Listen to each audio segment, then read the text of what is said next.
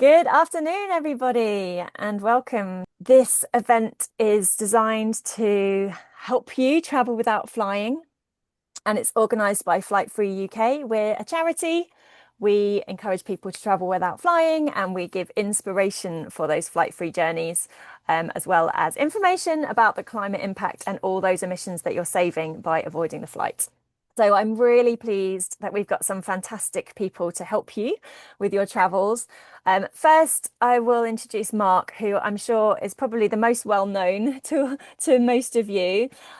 So the self-styled man in seat 61, who has been an advocate of flight-free travel for a very long time now, Mark, and is extremely helpful. And we direct people to your website at every opportunity because it's incredibly useful and detailed and a wonderful resource. And I'm sure that most people on this call will agree and be very excited about picking your brains.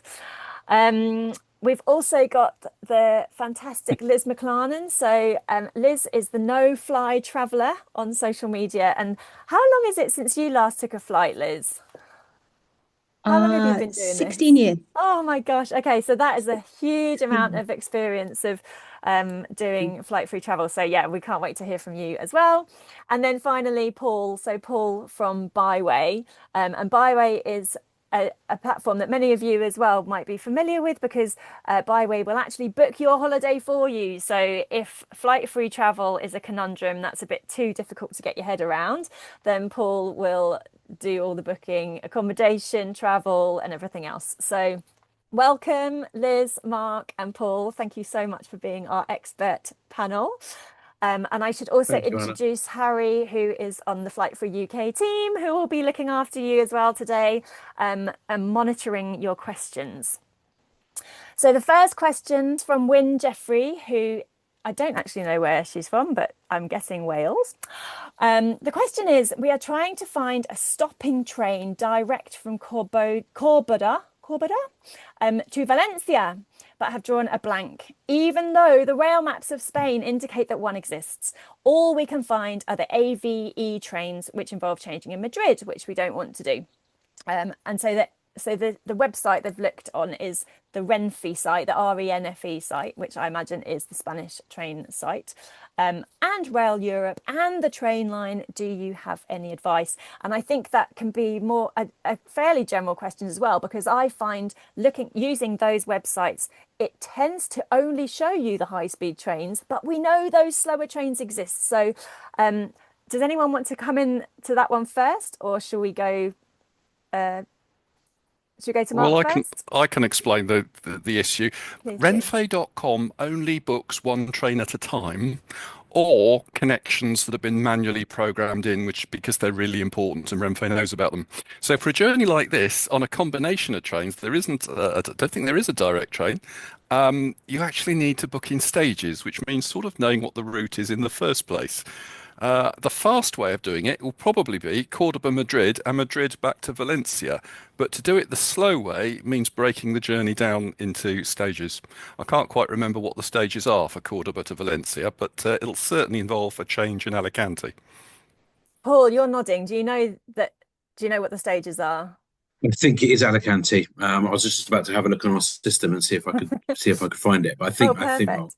Mark's right. Yeah, because the train line does actually go along the entire coastline, doesn't it? The Mediterranean coastline. So you don't really want to go into Madrid, do you? You want to stay on the coast. Yeah, Liz, the question is where the other change is. I can't right. remember. Is it Cordoba to Alicante with a change somewhere? Probably Seville or somewhere.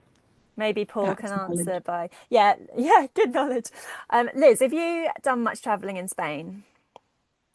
Ah, I Spain is a recent one for me. I'm actually going to Madrid on next Thursday, actually.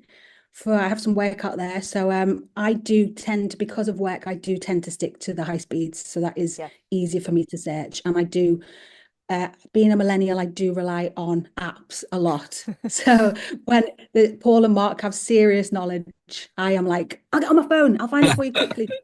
They've got the mega knowledge. Okay. So next, we're sticking with Europe. This is a very short question. What would you advise is the best in brackets fastest way to get from England to Greece? I remember the first time I looked at that because it was like you say, it's like a major sort of holiday, isn't it? Kind of proper summer holiday kind of thing. I remember going on seat61.com actually and looking at that, and it's the ferry, isn't it, from Barry, Mark? That's usually it, isn't it?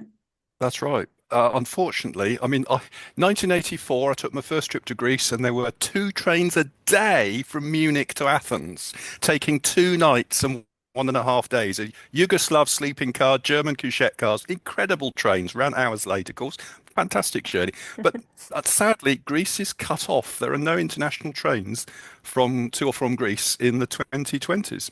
So the best route is to take a train down to Italy, catch one of the Paris-Milan trains, stay overnight, catch a train from Milan to Bari in the south of Italy, and there is a daily ferry across from Bari to Patras in Greece, from where it's a short hop by bus and train to Athens. Takes 48 hours from London, and there's a lot to see on the way. Actually, there's a bit of a problem with it because on Sundays it leaves too early at 1300, but the rest of the week it leaves about 1930 from memory. Gets in the following day at about 1300 hours, so it's an overnight and a day. Yeah. The day's fantastic because you sail right past the islands of Ithaca and Kefalonia, Captain Corelli and all that. Just spending time on deck after breakfast is just lovely. You're arriving in Greece that way. Oh, wow, I definitely want to go. Paul, what were you going to add? I was going to say, yeah, I completely agreed. Like the journey from the UK down through Italy to then get the ferry is a really magical way to do it. And we would suggest slowing that down. So take a night either in Turin or Milan on the way down. Maybe take some time in Bari. It's a cool place to visit. Maybe visit the coast down there in Puglia, which is really lovely, and then get the ferry over to Greece. Enjoy that as Mark described. Have your holiday in Greece, so maybe come back and see some more of Italy on the way back. So, are we of the consensus that via Italy is maybe the only viable way, or definitely the most viable and brilliant way? Yeah, it's the way at the moment. Yeah. Okay. Great. Okay, so we're leaving Europe now because Adrian Toole from Devon, who actually might be here on the call right now, has asked about traveling all the way to New York, which is a big challenge crossing the Atlantic. We actually have a post on our website which is called How to Cross the Atlantic. We have several how-to posts, and this one details all the various ways you can cross the Atlantic, although most of them say you can't currently do this. So it's not a particularly viable route at the moment. But just to read this question, and then we'll come to Mark and Paul and Liz. Except for the Cunard Queen Mary 2 crossings, it seems impossible to travel by ship to New York and to stay a month and then to sail back to the UK or Europe. There must be a market for more transatlantic options. So, as well as hearing of any opportunities I've not yet found and workarounds that the panel may suggest, I'd like to hear their opinions as to why there are no competitors to Cunard on that route. And that's an interesting question as well. So that's from Adrian. Paul, do you want to go first? So we looked in the early days of Byway. Byway's been going about 5 years. And early days of Byway, we looked at this to see if it was a possibility. And I even had a phone call with someone who used to offer a berth on cargo ships that were going across the Atlantic from the UK to the US and to Canada. COVID put a stop to it.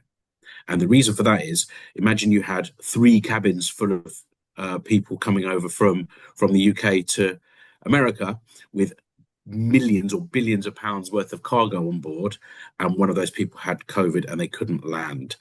So really put a stop to it, and unfortunately it's not something that's returned. My honest feeling is it may never return as a viable thing because of that. In terms of cruise and ocean liners, yes, the Cunard liner does it weekly. It's it's a 7 night. I think it's a 7 night cruise from Southampton to New York. It's very expensive. You need a dinner suit. It's not the kind of product that we're particularly into, and it's certainly not. It's certainly not. It's certainly not a journey like a train. It would be a pretty posh cruise to take. There are some repositioning cruises that happen where organizations are repositioning very large ships from, say, the Mediterranean to the Caribbean, that happen like once a year. Might be worth looking at those. Again, it's probably not the way really to do it. And I don't think, in terms of sustainability, cruises are better than flights, to be honest. Well, we'll definitely come to Mark on this, because I know you did it recently, Mark, and we can tell us all about the suit that you wore. I've done 4 transatlantic crossings over the years, 1 on the QE2 and 3 on the QM2. You don't, in fact, need a jacket, because on the first crossing, I didn't take a jacket. I had got a flea in my ear from the maitre d' in the main restaurant, and anyway, long story short, I ended up with some officers, the chief officer, the captain secretary, and a tour director from Arizona in the yacht club bar later, as a result of not carrying a jacket. Long story, but a great crossing. It cost about 1,400 quid one way, which for 7 nights is not actually that bad. And when you think of what a business class airfare costs, it's actually not bad either. If you want to cross, it's only once a month, sort of twice a month in July, something like that. And it's only April to November, basically. But it is a great way to cross. From a sustainability point of view, I think it's the same CO2 emissions as a business class flight. But if you've got another reason for not flying, a medical restriction or something, that might work for you, or you just don't like flying, it still might work for you. And certainly there is no better way to come into New York. You have to get up early, because you pick up the pilot about 4 a.m. I had the line of the pilot's boat right underneath my balcony last time. But then you make your way in on the Ambrose Channel, just as the old Cunarders used to do, under the Verrazzano Bridge, with just feet to spare between the top of her funnel and the bridge. And then you see the Statue of Liberty and the Manhattan skyline. It is quite incredible. It does sound incredible. Liz, I doubt you've had any gigs in the US and haven't had to go over there since you stopped I flying. have. No, I have. Oh, Yeah, I have. But the thing, it's just such a, I do think about this all the time as well, because I would really like to show my husband Canada. And obviously, I don't fly, so now he doesn't fly, and he thoroughly enjoys this, lifestyle, shall we say, because it is a lifestyle. And we really want to do that, but I wish there was just some kind of option for those of us that just want to get there and then do our trip around and then come back, that kind of almost like no frills, what I mean? Like that. I wish there was that kind of thing for us. And it's a shame that cargo option has gone and not returned, Paul. I just, that's really, really sad. So Yeah. yeah. And like you say, Mark, for 1,400, not horrendous 7 nights. I totally agree. But it's such a shame, isn't it, to not just to be able to, Yeah.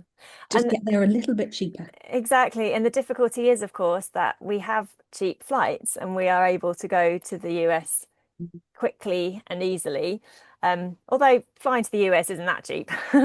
But yes, there are a couple of companies that are looking into this. And again, that dreaded C word, it really put a stop to lots of companies' ambitions. And before the pandemic, there was quite a good momentum with some sailing groups that were planning cross-Atlantic sailing ships, which sounds like a best way, a fantastic way to go. There is still that conversation going, and there are companies looking into doing that kind of no frills travel that you were just mentioning, Liz. Nothing's happening right now, but it does seem that that people are talking to each other about this. So keep looking, and it might happen at some point. Things have been kind of stymied a bit by COVID, haven't they? But we might yet see those flotillas of sailing ships crossing the Atlantic. Okay, so Harry, over to you then. If you have any, can you please present some questions from the chat, please? Yes, we absolutely can. Well, we'll start with something a bit more UK, but still crossing oceans, or straits, should I say. If you want to go flight free to the Channel Islands, where do boats leave from in the UK? Isn't it Poole and Portsmouth? There's two, that's right. Poole and Portsmouth. Yeah. But the right, boats to the Channel Islands have recently changed though, and now it's slightly different to how it used to be. You used to go to Jersey and then, sorry, used to go to Guernsey and then Jersey, but now they go direct to Jersey or direct to Guernsey, which is helpful in some respects, but also a little bit more difficult if you want to go to Guernsey for lunch and then go to Jersey for dinner. You can't do that anymore. Yeah, it's two different companies. Yeah. So you have to know which company does which route. And I can't remember. Let's see. Is it DFDS now sail to Jersey, Jersey, and Brittany Condor. Ferries sailing to Oh, Condor. right. Brittany Ferries, isn't it? Yeah, Brittany Ferries. The other Yeah. one. Yeah. All right, moving on to the next one. Is there a source where one can find updates on new potential ferry routes or anything to support and speed up these new routes happening? We have a couple of partners that we work with on ferries. One is called Direct Ferries, who are very good and have a really wide range of information about ferries. The other is Ferry Hopper, and we use them quite a lot as well. I don't think there's really a discussion group or a forum where this sort of stuff is discussed at the moment, but I would probably lean on those two guys for information on this stuff, and they tend to announce news. Alrighty, I guess we can move towards Scandinavia now. Finland without flying. How and how long, how to do it, how long will it take, and if you know how much it will cost, how much is it going to cost? Liz, have you done this one, Finland? I actually was meant to do it at the beginning of this year, and I had to cancel. Actually, I had I thought I'd work out seen there. something about Finland on your socials, but yeah. But I think for me there was two ways. I don't know whether Paul and Mark would agree. The way I was going to look at was oh my goodness, there was a long ferry from where was it? Oh my God, from somewhere. Yeah, it's North Germany, isn't it? The Hamburg? Baltic coast in Hamburg. Germany. There was a very long ferry from Travemünde. Hamburg. Yeah, was that? Travemünde. There you go. Of course, we know. And then at one point I was looking through to go through Hamburg up to Denmark through to Sweden, that kind of thing. But that obviously, is a bit longer. But the ferry's really long, isn't it? Yeah, to Helsinki. I think it's a couple of nights.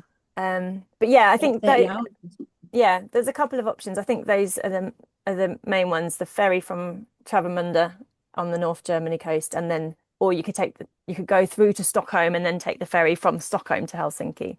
I mean, I have to say though, looking at that ferry, it looked excellent. It looked like really one of the better ones that you would ever do for a ferry, not a cruise, etc. And also, that ferry's got a sauna on it. Of course it does, because it's going to Finland. Continuing on the Scandinavia train, we have a question about Denmark, which I've just... Is there such thing as an affordable Denmark and Sweden trip? And does anyone have any tips or recommendations? I personally, I don't know whether anyone would, Paul and Mark would agree, but I find, I don't know whether you've had much experience with this, Mark, but Interrail passes are excellent for things like, when you want to go on a few journeys. I found that because it can be super expensive, the more trains you get, obviously. And Interrail passes are something that I've really gotten into recently. Like it seems to be, it works out at least, a few £100 less. So would you agree? I don't know. Definitely. Yeah, Interrail is definitely the way to go with this kind of stuff. Depending on the availability of seat reservation prices on Eurostar and stuff like that. But that, if you're booking far enough in advance, that's definitely the way to do it. It's definitely Um, I don't know how you would define affordable, but just to give you an example of a holiday that we sell on Byway, have a look at it on byway.travel. We do a route, a reasonably direct route, and it ends up being a 9-day holiday, an 8-night, 9-day holiday there and back. London to Brussels, and then Brussels to Cologne, staying one night. Then from Cologne to Hamburg, stay one night.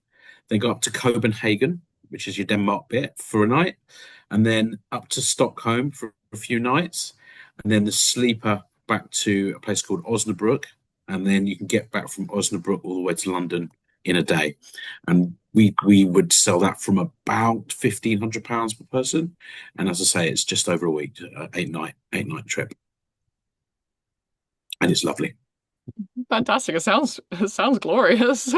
We've got one more Scandinavia question, which is it still possible to sail to Scandinavia by ferry from Hull or Newcastle? And I think I know the answer to this is no, unfortunately, because I tried to find that ferry at the start of this year for myself, but I did hear that there might be talks of a ferry returning from Scotland to Norway come 2026, I think it is. So if we keep crossing our fingers and maybe we talk to Direct Ferries or Ferry Hopper or someone, maybe that will be coming through soon. Can anyone confirm if I'm right about that?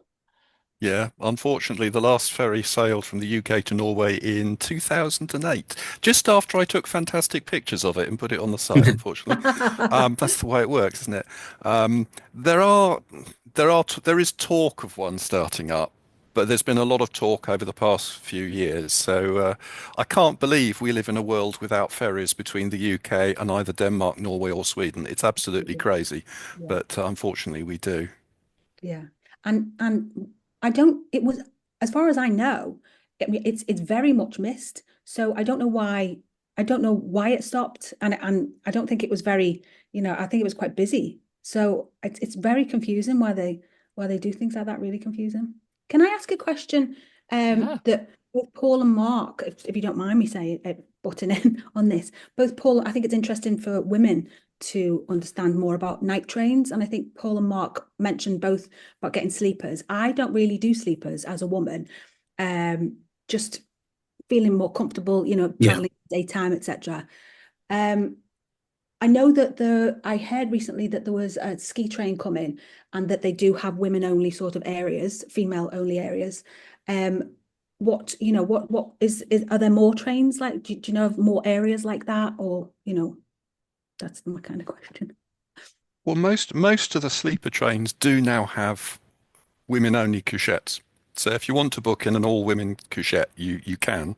Of course, the new Austrian sleeper trains have mini cabins. So even if you're on a budget and even if you're traveling alone, you get your own lockable space, which is great because a lot of people don't like sharing with strangers anyway these days. That's a sort of trend. So yeah, if you look for it, you usually find it on most of the main European sleeper trains, a ladies only, women only couchette. Fantastic. We've I actually would, got, oh yeah, sorry, I was just gonna add, not really specifically about women and sleeper trains, but about sleeper trains in general. But I think it speaks to your point, Liz. So we do loads of marketing around sleeper trains, and the engagement that we get from marketing when we mention sleeper train is really high, and it's so interesting. People are really, really engaged by the idea of going on a sleeper train, but it's not a luxury product, and it shouldn't be seen as a luxury product. They can be very comfortable, but they are not the kind of glamorous James Bond kind of Orient Express kind of carriages that you might imagine. They're likely to be bunk beds, and it can be noisy, and you might get woken up at a certain point. It's important to, I think, as with everything, book stuff with sleeper trains, knowing as much information as you can. And Mark on his site's got a lot of content around sleeper trains, which I think is really, really worth reading before buying anything. And if you look on the Byway Journal, you'll see some blog posts that we've written to try and manage customers' expectations about sleeper trains and really what to expect. Yeah, that's absolutely true. There's a big difference between traveling on the same sleeper train in a seat or in a shared couchette or in a private sleeper, of course. But even the private sleepers are not the Orient Express. In fact, if you went back to the 1930s, I have a feeling you'd find the Orient Express wasn't even what the Orient Express is now cracked up to be. I think the Kenneth Branaghs of the world have a lot to answer for. Exactly. Oh, well, kind of going off of the back of Liz's question, and I actually might direct this to Liz.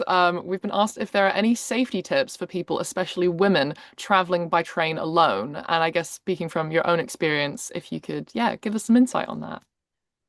I mean, personally, I feel better traveling in the day. I can, like you were suggesting before, Paul, about going up to, I think we were talking about Scandinavia. Sorry, I've got baby brain at the moment. And you were saying about stopping overnight in Cologne, but I think that's to make the most of the trip, of course. But for me, time is, a lot of people talk about enjoying the journey, but I find that you can do a lot of trips quite quickly if you want to. You can hop on another train very quickly. So I do.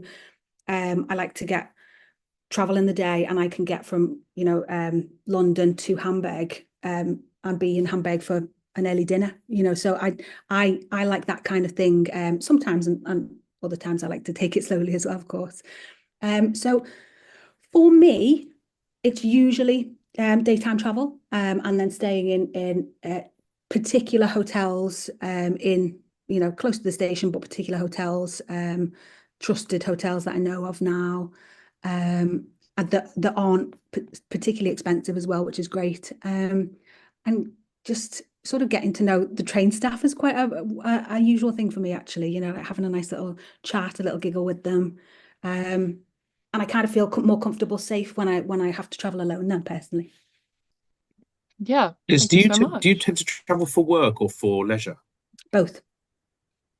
Both, yeah. So I when it's work and I'm on somebody else's dime, I have to get there quickly, and Yeah, yeah. the most least expensive way. And then when it's on my own, I'll just I'll stay in every hotel everywhere I can. I love Yeah. stopping off in Cologne, and when I can't, I get very upset with it. And I have particular restaurants that I like. Even, I mean, I definitely am a creature of habit.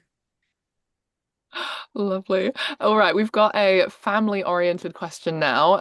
Does anyone have any recommendations where the best place to go as a family of four with two boys, ages 9 and 10, traveling from the East Midlands and wanting to go abroad?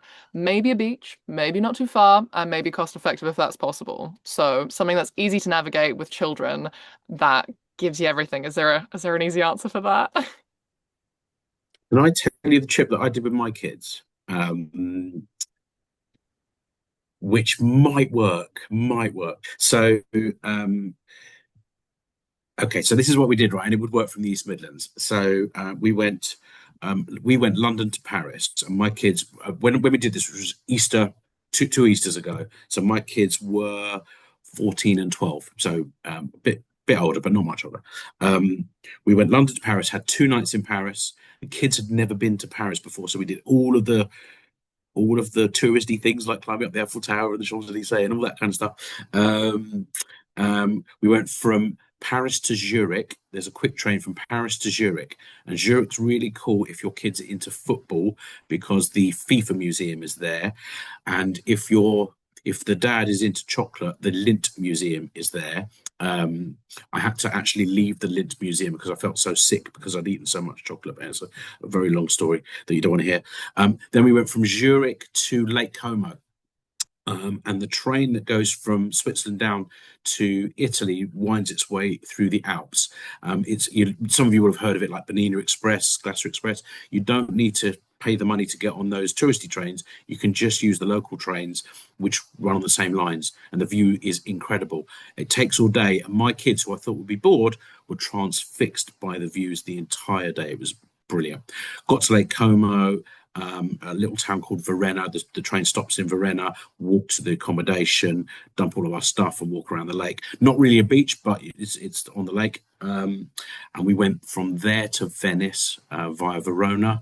And arriving into Venice by train is magical, and really the only way to do it. You come out of the station and you are on the Grand Canal. It's really the way to go to Venice.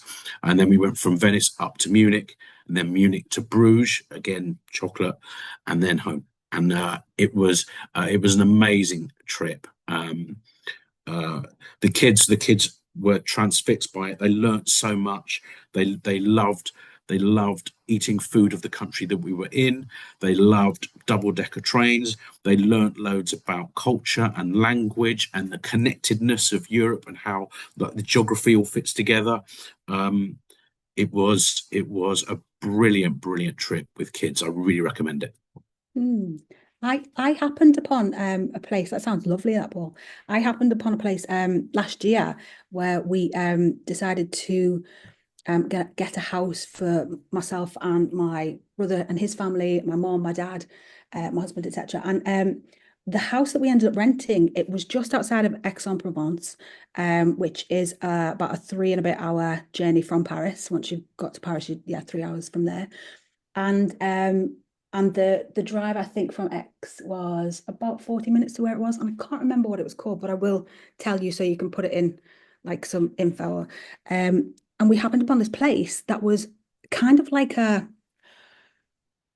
French, I don't know, it was like everybody stays there. It was there was a golf course there, so adults could do that. But then there was like four or five pools. There were like adventure things. There was horse riding. There was oh crazy. There was lots of stuff, like so much stuff for kids to do, and it was excellent, absolutely excellent. I wish that we were with kids because I just wanted to experience more of it. It was so good, and so I will try to find out what that was called. Wow, that sounds great. And I will also direct the person who asked this question to our website, because we've got a few travel articles on our website written by families going on family holidays to beaches and places like that. So it's definitely worth looking through the Flight Free UK travel section for some inspiration for family holidays. And on top of that, Interrail passes are also a great option because your kids up until the age of 11 go for free with Correct. you on your Interrail pass. So that is also an excellent way of making this journey a little cheaper. And I think one of my favorite pieces of knowledge I've acquired since joining Flight Free UK. Moving on to the next question. Can I jump in here quickly? Yeah. Just hello everyone, I'm back. Sorry for the internet interruption. I think to kind of finish answering that specific question about traveling with children, so many people come to us and say, I want to travel with my kids, but it sounds like a nightmare. And it does sound like a nightmare, but it is great.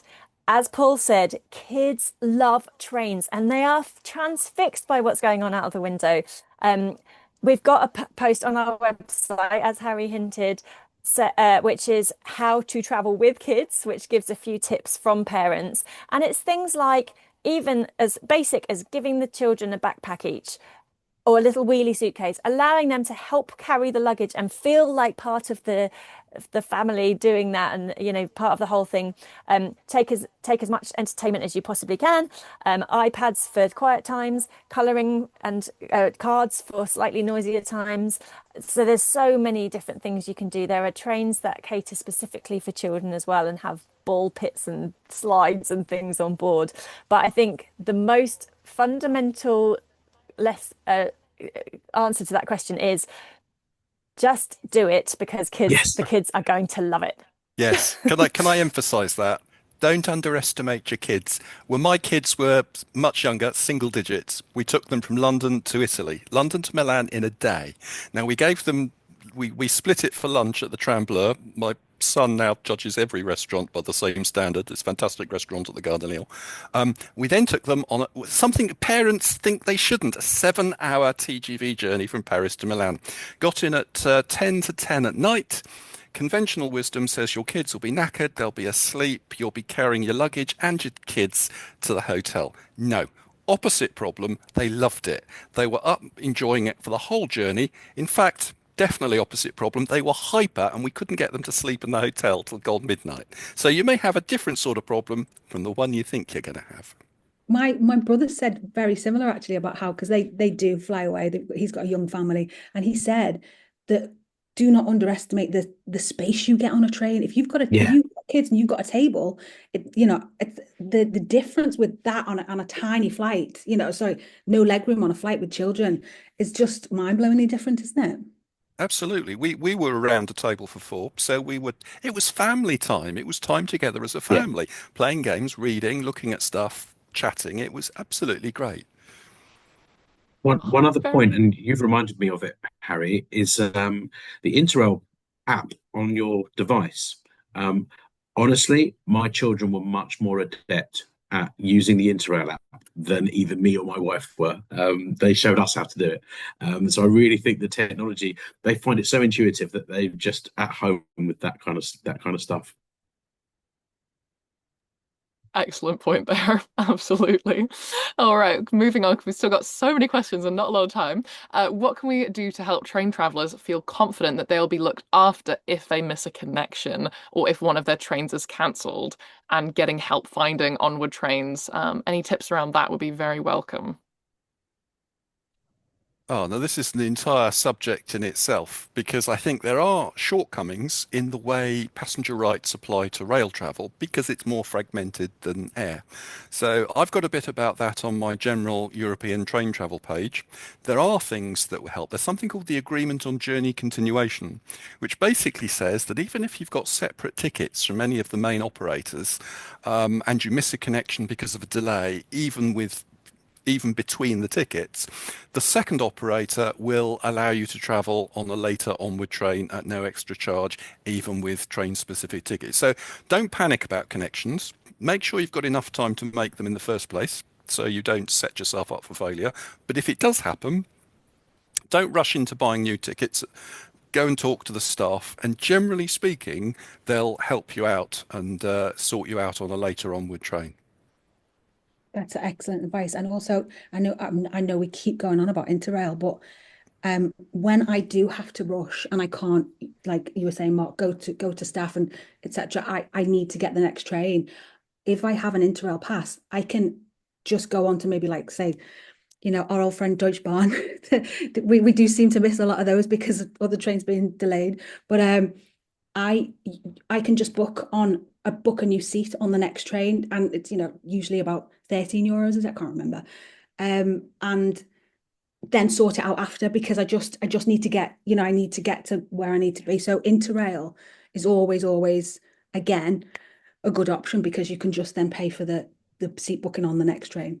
That's true. It's the ultimate in flexibility, and if you're on a really important journey, it allows you not just to catch a later onward train if there's a delay. It allows you to completely replan, reroute, reschedule. Yeah. If there's a national rail strike in Austria, you can reroute through Italy or through Germany or whatever you want to do with an Interrail.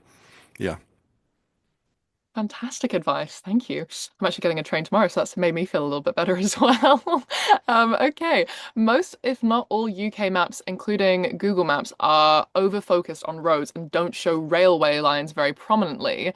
Do you think there are ways of changing this status quo in the age of the climate emergency? Maybe starting a campaign, perhaps. This is not quite as travel related, but it would be lovely to hear your opinions on this.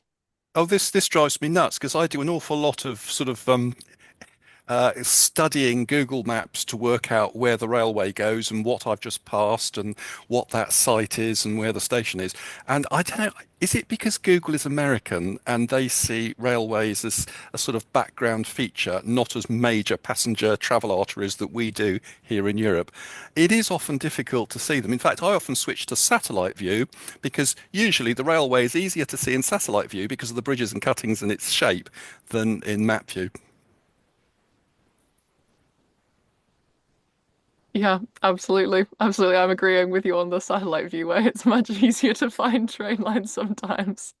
There is I mean, it's a bit, for 2025, I guess it's a little bit archaic, but in my office upstairs I have my much loved Collins train map of Europe and everywhere. It's just like on the wall, which I just love very, very much. But obviously, it's not, it's not to hand. But yeah, I do similarly get very, very confused sometimes thinking that's a train route and it's not, it's a road. Yeah. So I Mm. wish there there should be. That's actually someone could create that app and it would be excellent actually. Yeah, if there's any tech developers in this call, Yeah. as you're calling, this is what we want. Okie We dokie. we have a really fun project on the go at the moment, Harry, called the Wiggly Lines project. Love it. Because on Byway, all of our train lines, we haven't worked out the tech of how to make them not just a straight line between 2 points. So with we have the Wiggly line. It's actually called the Wiggly Line project, where we're trying to get accurate train routes onto maps on our website. I We'll let really you look know when forward we've to done that. Yeah, I look forward to that update, Paul. Is it worth flagging up the best rail map of Europe at this point? If you want to take a map with you, a printed map, the European Rail Timetable map is as good as it gets, and it shows you all the rail networks of Europe. I use it all the time as a point of reference. So yeah, probably worth the investment. Just look for europeanrailtimetable.eu and look for their maps page. Fantastic.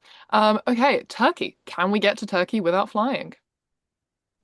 I hope so. I'm booked there in a few weeks. Oh, good. How are you getting there, Mark?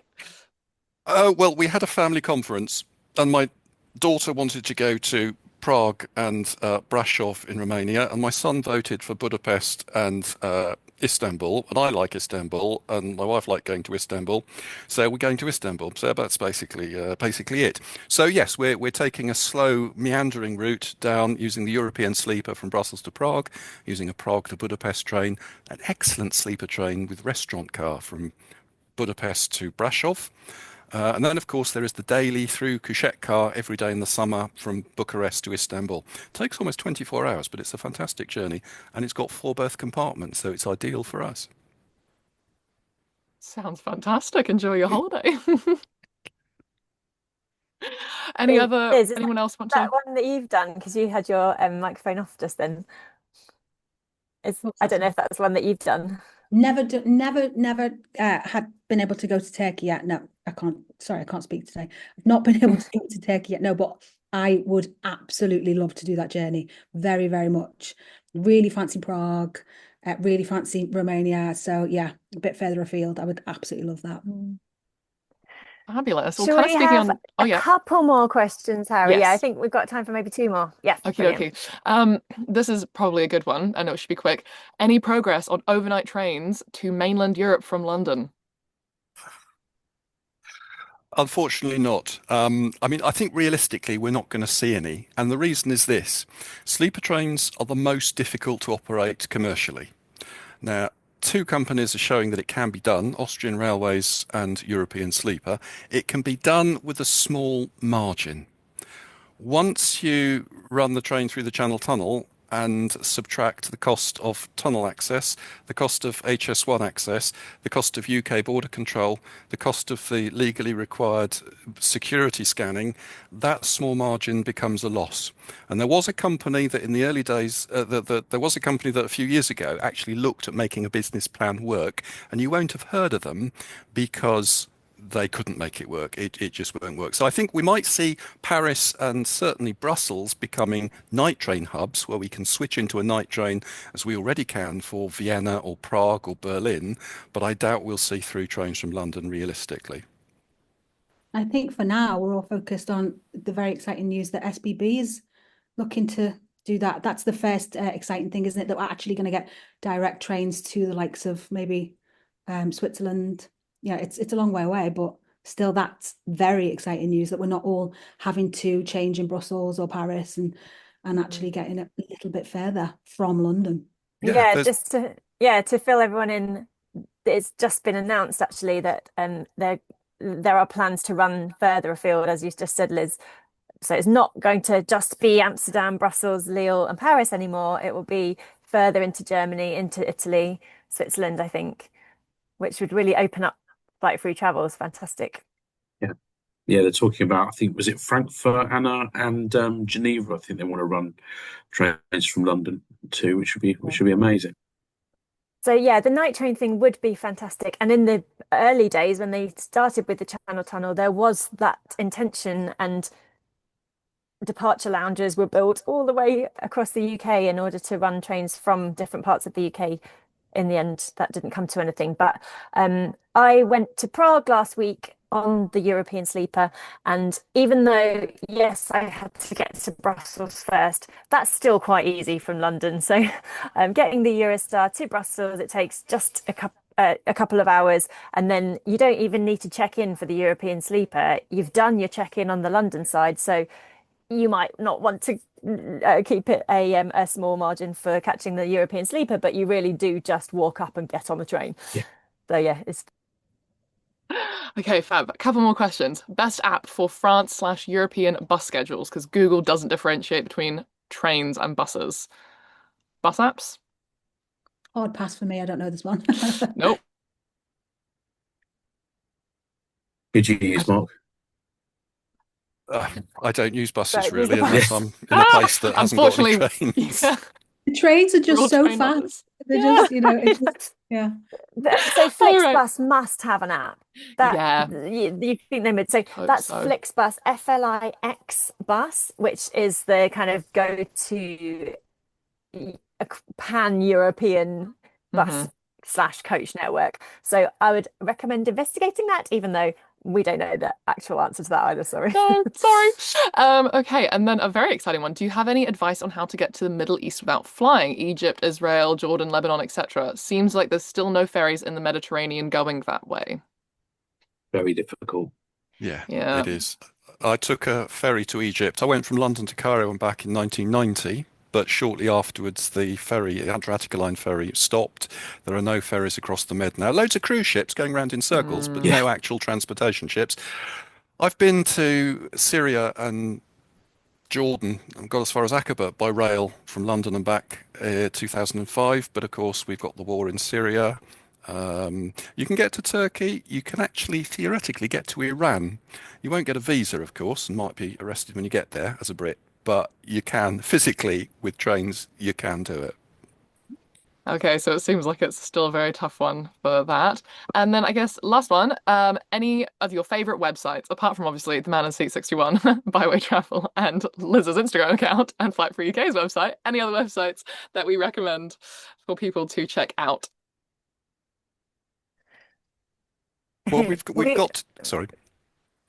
No, we obviously link to yours, Mark, and to Byway, and we also recommend Rail Europe just because they tend to enable you to book through tickets, so you don't have to book individual tickets.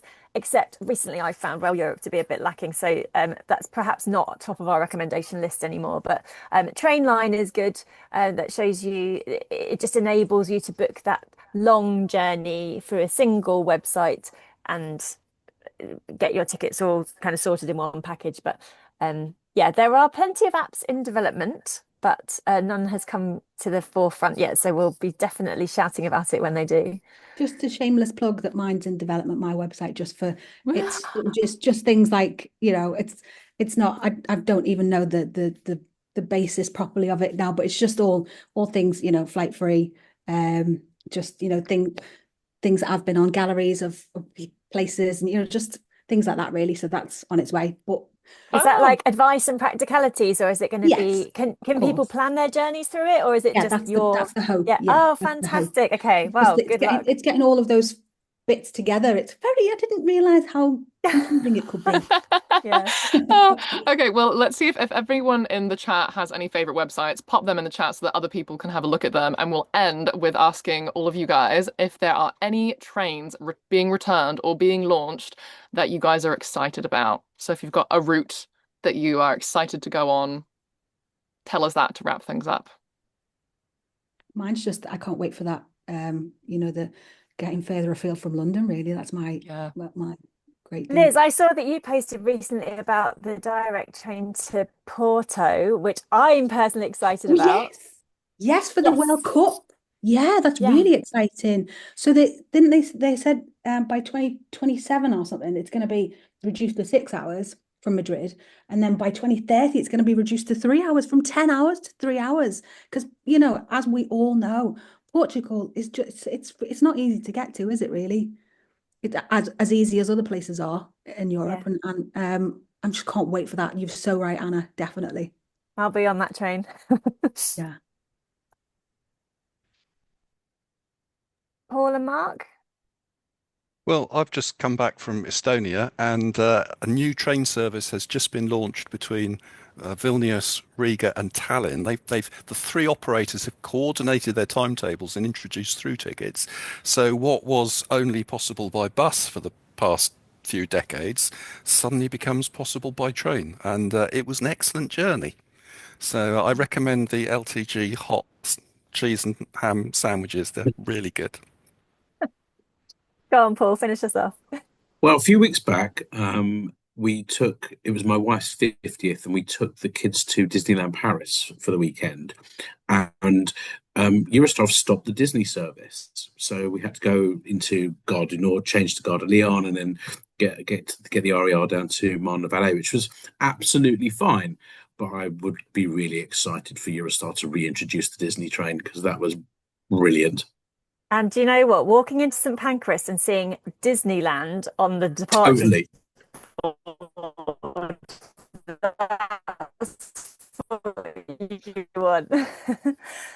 Can everyone join me and expertly, thank you, Harry, to our fantastic speakers and experts, Paul from Byway, Mark from seat61.com, and Liz, the no-fly traveller. And hopefully in the future, you've got your own website coming.